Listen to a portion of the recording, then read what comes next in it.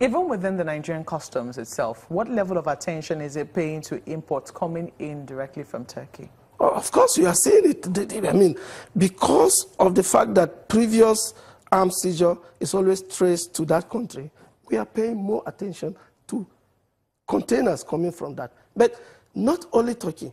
Let's not overemphasize on the issue of Turkey. Less other people coming from other countries now say, okay, they are focusing on Turkey, so we could do this. We want to ensure that every container that is released from our ports are properly scrutinized, are properly monitored to be the ones that should be released. It's very worrisome. I mean, you can only scan so many containers when you look at how many containers are coming into the country, physically that is. And, you know, things like this, anomalies have to happen for you to be able to, you know, see that something might be wrong. So assuming this container had waited its turn, do you think that you might have taken note at all? Of course. If it had waited its turn, it would be even easier for us to notice. It is because they know if they had to wait for that turn, we will notice. That was why they had to go behind to do something funny and squeeze it among those that had gone through the normal process. How would you have known that? Of course, the normal process, we demand that we scrutinize everything. We demand that we scrutinize the document. We demand that all those that are supposed to be present are present before the seal is caught, and everybody will see what is inside. Let's go to Lagos for some questions. Yeah, Ms. Atta, I'm just wondering, because this is the third in the series of these seizures. You had the first one in January, you had the second one, then the timeline is always there. But there are those who would have thought that perhaps this time around, the customs could have approached it differently. For instance, why didn't the customs wait until the importer approached to come and clear the goods, and then he's apprehended to give much more information about it, rather than go straight to the press and talk about it? That's another perspective. You recall that the 661 pump action rifle was intercepted outside the port. And the commentary was that, oh, why did they allow it to go out? If they had done their job, they would have arrested it right within the port. Here we are. Our operatives have done a more diligent, more stricter job, and is able to nip it at the bud. The question is, why didn't we leave it to go out? So whichever way, I think we are concerned with the fact that such deadly, dangerous weapon is not allowed to move an inch beyond the gate of the port. I think that is what Nigerians should be most interested. Of course, we are going after them. Of course, investigation is ongoing. Of course, by the grace of God, we are going to track them down and bring them to justice. I'm not saying that the customs should allow it go out. I mean, there's always an agent who is going to be the clearing agent for whoever imported it. So the question was, why didn't the customs allow either the custom agent or the owners to approach for clearance? Because if they approach for clearance, for instance, you would have known, and I do believe you still know the names of those who imported it. The media, we don't know that at the moment. So if that had been done, wouldn't you have had much more information?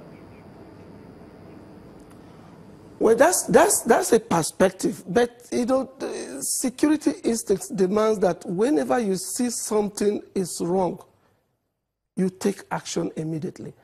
At the point when the customs intelligence operative noticed that this container was not listed, this container was not supposed to be positioned among those who were previously listed.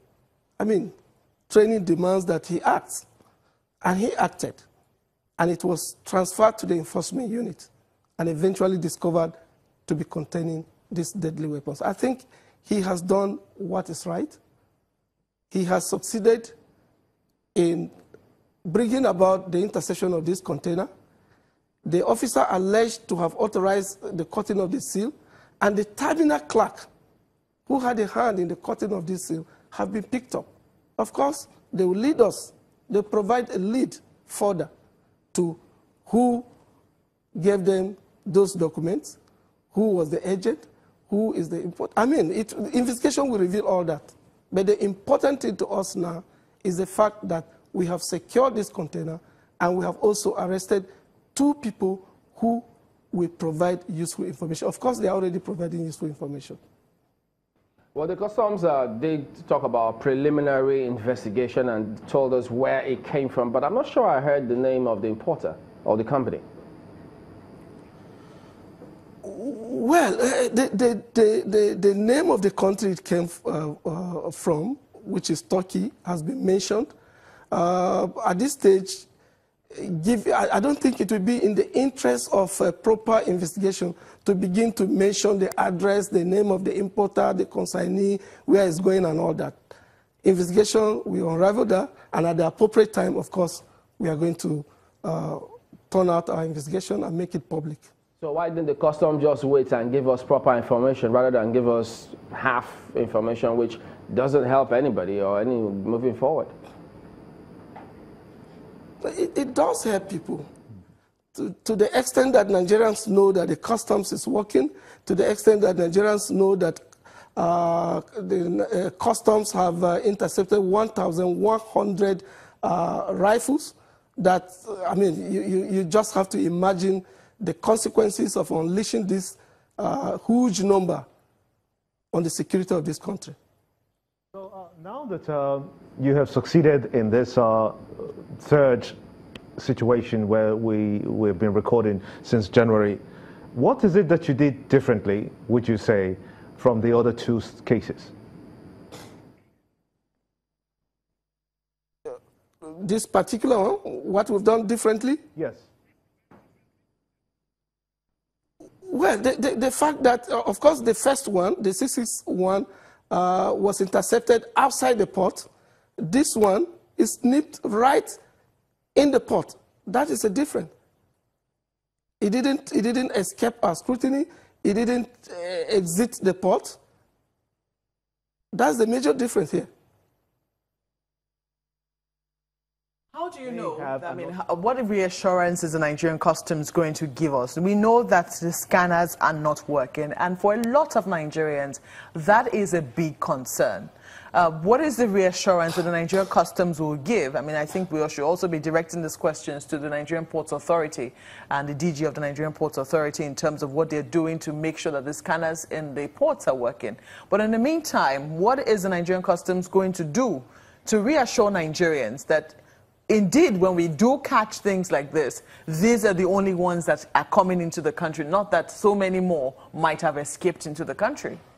Well, we can only continue to assure Nigerians that we will be alive to our duties. We will continue to ensure that nothing dangerous, nothing harmful is allowed to enter the country by keeping vigil, by maintaining strict surveillance at the ports, land borders, and airports.